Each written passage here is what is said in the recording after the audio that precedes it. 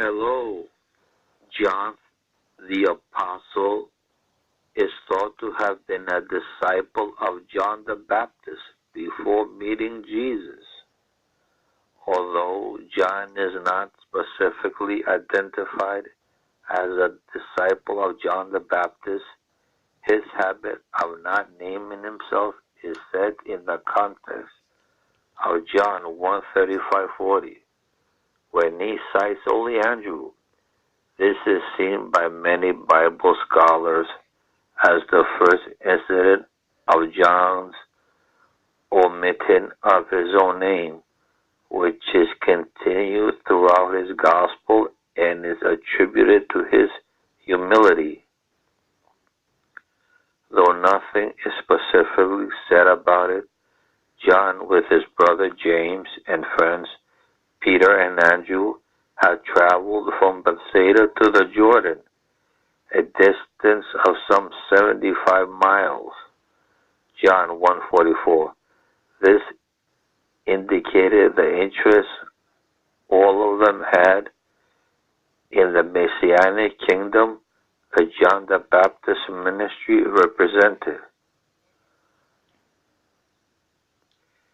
John the Apostle was the Lord's half-cousin, his mother, Salome, being Mary's sister. He was one of two disciples with John the Baptist when he proclaimed Jesus as God's Lamb.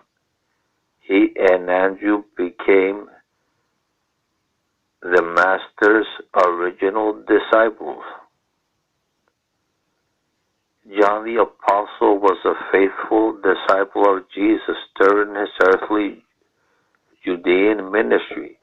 He and the others then returned home and to their fishing business, where they worked as partners with John's father Zebedee until Jesus came and called them to permanent discipleship.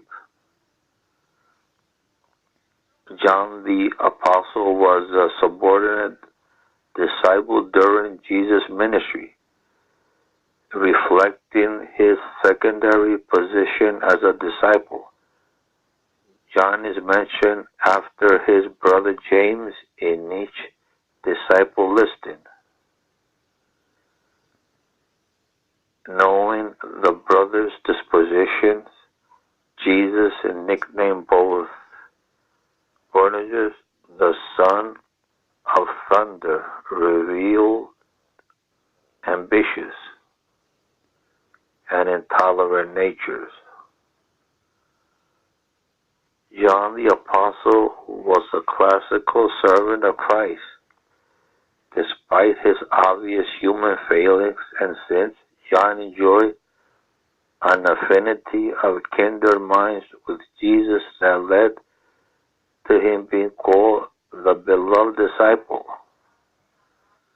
by others in a group. He felt so comfortable with Jesus that he put his head on the Master's chest to inquire about the betrayer. John the Apostle was a disciple who obviously developed spiritual grace during Christ's ministry. This is seen in two ways. First, he braved danger by entering the high priest's residence during Christ's trial. His ability to enter the house, then to bring Peter in, means that John's family had access to the high priest.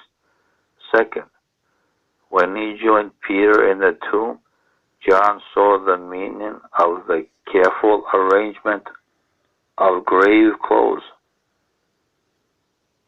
and persistently believed in Christ's resurrection. The spiritual insight may account for John's listing as second only to Peter when the apostles gathered in the upper room after Christ's ascension. John the Apostle was a great apostolic leader in Acts. He helped preach the Pentecost sermon, accompanied Peter when they healed the lame man, was jailed with Peter, was with Peter when they reported to their brothers, Peter and John, was sent by the other apostles to investigate the Samaritan revival. This key verse reflects the equilibrium in apostolic leadership. Peter and John were sent, meaning the other apostles trusted them. Peter and John were sent by the others, meaning they went as emissaries of and with the authority of the whole. John the Apostle was a brilliant author of Christological teaching. John isn't mentioned by name in Acts after the visit to Samaria, but he continued to exercise significant church leadership. Paul called him a pillar of the church. He was most lasting